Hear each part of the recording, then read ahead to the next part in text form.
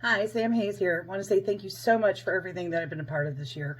I've enjoyed being able to share these videos with you and being part of the team.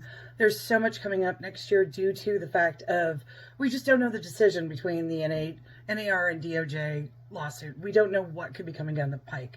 I will tell you that we do have the new RPA starting this week. It's supposed to drop on the 20th. It's going to be a big deal to make sure you're using the most current version.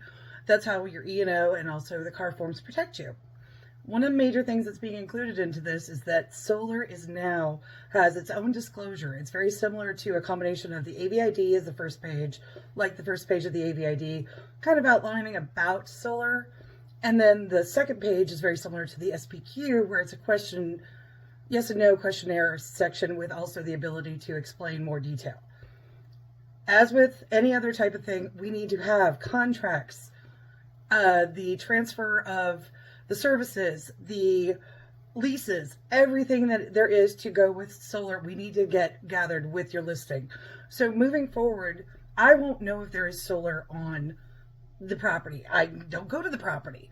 But for me and for my friends over at escrow and title and everybody else, the more information you can get when you're taking the listing, including indicating there is solar, then I can start the conversation. And if you have already pre-opened your escrow, opened up your title, I can connect all of our team together. And that way we can start gathering that paperwork to be ready. Unfortunately, I have had on a few of my recent transactions, once the SIs have come back and once there's been a little bit more research, there have been secondary solar bills where the solar is transferred. The sellers have thought they had paid off, found out they hadn't because of it was a transfer to a different servicer, or somebody took over the power. I'm not sure on a couple of them. We haven't gotten a lot of information. Part of why I'm really grateful for this forum to start having conversations and questions with your clients. And that's resulted with $30,000 for one of them that almost held up. Well, it delayed a close a week and a half to get the payoff. Another one just got a $5,000 bill because they hadn't been paying the bill, didn't think there was a bill. And this was accumulation plus all of the interest and late charges. Had to pay that off so we can close on time. I have another one that just had something come up that's a full mechanics lien. Nobody had an idea till they ran the SI. So where's the point of all this?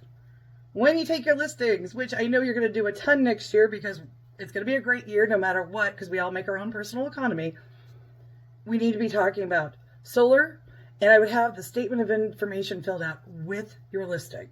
The sooner we can get that over to our escrow and title, as soon as we open up a transaction, the faster we can get ahead and mitigate some of these surprises and problems and challenges. And as we know, not everybody's cash flow is the same as what it was in the past few years. So the more we can help mitigate and reduce costs and potential liabilities, the better off we're going to be. You can reach me with any questions anytime. I'd love to come train on this. I can come in person to your office. I can do a partnership one with my title and escrow partners that we can do that as a training to offer agents that you know, or I'm happy to do a Zoom or even make a recording for you if you have any questions about any car form whatsoever. 619-993-7264. Thanks for having me on the team. It's going to be an interesting week. I am around over the holidays. Please feel free to give me a call. I want to make sure we get everything going to set you up for success in 2023. Thanks. Bye.